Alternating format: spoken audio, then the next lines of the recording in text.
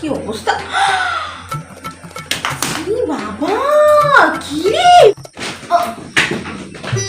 হ্যাঁ দিদি বল। এই বেলা বাজে 12টা, এখন এখানে শুয়ে শুয়ে মোবাইল টিপছিস? কখন উঠবি তুই ঘুম থেকে? হ্যাঁ বলতো, তোর এই অবস্থা দিন পর দিন চলছে।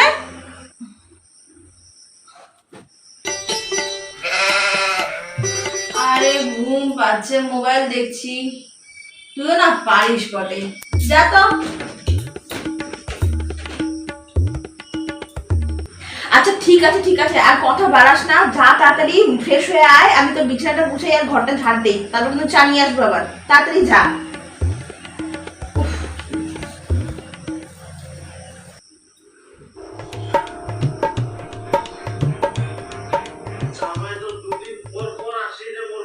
A few moments later. Guddu, Guddu এই দুটো চা। এই বাবা রে, কি অবস্থা! মানে তুই শুধরাবি না না? এখনো এখানে পড়ে আছিস? তাড়াতাড়ি যা, তুমি এখন তোকে ঝাঁটা বেটা করবো। তাড়াতাড়ি যা।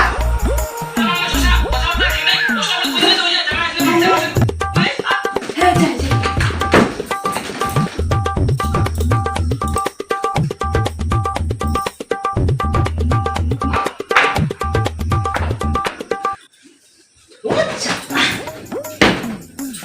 উঠো সকালে, উঠো সকাল সকাল উঠো, বুদ্ধ এই করো সেই করো, তো কাজ বাপ। এই দিদি তাদের চাটা আনতো, দেরি হয়ে গেছে। কোনো আয়োজন করে জামাই ষষ্ঠী আমরা করবো না। জামাই থাকতে জামাই ষষ্ঠী করবো না মানে? আমরা জামাই ষষ্ঠী করি না করি, তোমার তো নিমন্ত্রণ করিনি, তোমরা কেন আসলে? আমরা তো আমার জামাই, আমরা আসবো নাই। আর আমার কিসের নিমন্ত্রণ লাগিবে? আমরা জামাই ষষ্ঠী করিনি, তোমরা পালাও তো। করিতে হবে বাপের জন্য খাবার একসঙ্গে খাইলে, বাপের জন্য খাইয়ে না খাই শ্বশুরের জন্য তো খাবো।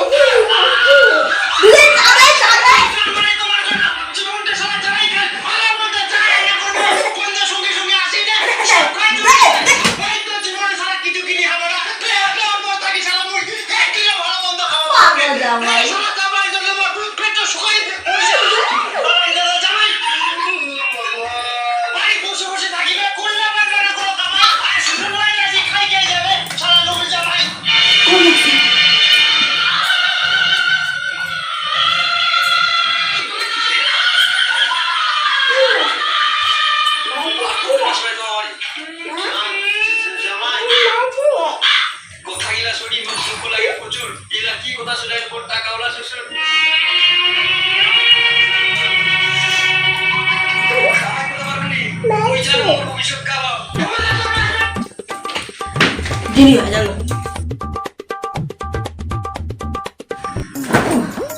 ও দেরি হয়ে গেল, ওরা বসে আছে আর আমার দেরি হলো না রে। চলে দেরি করে এরা। ও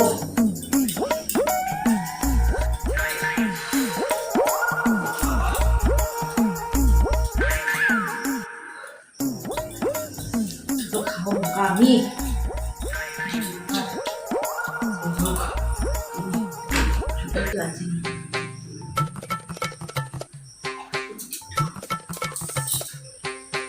গুড্ডু, শান্ত ভাই। হ্যাঁ হ্যাঁ দিদি বল। আমাকে এই দীপুদার দোকান থেকে একটু দুধ চা এনে প্লিজ, আমি 2 ঘন্টা বানাবো, ওর জন্য কিন্তু স্পেশাল। ও আমি এটা করে নেবো। আচ্ছা ঠিক আছে, এটা তো আমি বুঝলাম, কিন্তু আমি যে এই যে ড্রেসিং টেবিলটা কিছুক্ষণ আগেই গুছিয়ে গেছি, তুই এটা কি অবস্থা করছিস বলতো? ইস দিদি, সবসময় তুই এরকম খ্যাচ খ্যাচ খ্যাচ খ্যাচ করিস, এটা কর ওটা কর ওটা কর নিয়ে না মাথাটা তো পাগল হয়ে যায়। আচ্ছা আমি ছেলে মানুষ, আমি এগুলো কাজ শিখে করবো নাকি বলতো তুই? এটা তোদের মেয়েদের কাজ, ঠিক আছে, আমার কাজ না। আমি যাবো না শ্বশুর বাড়ি। ও এখন আমি বুঝলাম তোর সমস্যাটা কি। আসলে তুই ভাবিস তুই যেহেতু শ্বশুর বাড়ি যাবি না, তো তোর এইসব কাজ শিখে কি লাভ, তাই তো? দেখ, কাজ কাজ হয়, ছেলে এবং মেয়ে বলে কিন্তু কোনো ভাগ নেই, ঠিক আছে? আজকে ছেলেরা যেই কাজ করছে সেটা কিন্তু মেয়েরাও করছে, তাহলে মেয়েদের যেগুলো কাজ, মানে তোরা যেটা ভাবিস আর কি মেয়েদের কাজ ঘর গোছানো, সেটা কিন্তু তোরা ছেলেরা শিখবি না। কাজটা শিখে রাখলে কিন্তু ছেলে এবং মেয়ে দুজনের জন্যই কিন্তু ভালো হয়। এই ধর আমার তো বিয়ে হয়ে গেছে, আমি কিন্তু আবার 2 দিন পরে সেই শ্বশুরবাড়ি চলে যাব, আর মা এখানে একা। আর তোর যখন দুদিন পরে বিয়ে হবে তখন তোর বউ যদি ধর আমার বাড়িতে কেউ নেই, তোর বউ অসুস্থ হলো, তখন তখন বউকে কে দেখবে? তখন তো তোকেই দেখতে হবে, তাই না? আর তুই যদি নিজের মানে সামান্য টুকটাক কাজগুলোই না পারিস, না শিখিস, তাহলে তো মানে এই অবস্থায় তাকে দিয়ে কাজ করাতে হবে। আর তুই কি চাস একটা অসুস্থ মানুষকে এই সময় কাজ করাতে? নিশ্চয়ই না। এখন যদি তুই একটু প্র্যাকটিস করিস এইসব ছোটো মোটো কাজগুলো করা, তাহলে ভবিষ্যতে গিয়ে আমার মনে হয় তোর জন্য কিন্তু ভালো হবে। তো তুই একটু চেষ্টা কর নিজের জন্য, প্লিজ। হ্যাঁ দিদি, তুই ঠিকই বলছিস। প্রমিস, আমি এখন থেকে অন্তর্পক্ষে নিজের কাজটা করবো। আমি না করলে কাজ তোদের হেল্প হবে কি করে? আমি তো সারাদিন খাই দাই শুই আর বন্ধুদের সাথে ঘুরে বেড়াই। আমি বুঝতে পারছি আমার মেয়েটা। আই এম সরি দিদি, তোমাকে প্লিজ মাফ করে দে। আচ্ছা ঠিক আছে বাবা, বুঝলাম। এখন তাড়াতাড়ি যা, চালটা এনে দে, আমাকে কিন্তু রান্না করতে আবার খুব দেরি হয়ে যাবে। তারপর আবার ঘর ঠর মুছতে হবে। তুই কিন্তু এসে কিন্তু আবার হনহন করে ঘরে ঢুকে পড়িস না। ঘর মুছবো, ঘর শুকাবে, তারপর আসবি, ঠিক আছে?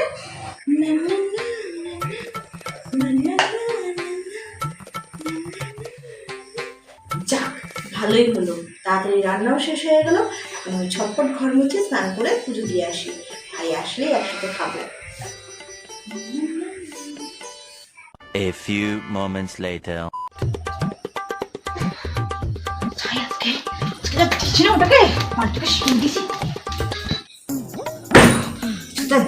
মালটাকে সেই ভালো করে দিছে একদম আমার উপর, গুড্ডুর উপর ক্যাবদানি। হ্যাঁ, আমি বলছি ব্যাট করবো, ওর সাহস কি হয় ব্যাট করার? আর যাবো না ওদের গ্রুপে খেলতে আমি। গুড্ডু চল আয়, খাবি আয়। হ্যাঁ দিদি, হ্যাঁ দিদি বল।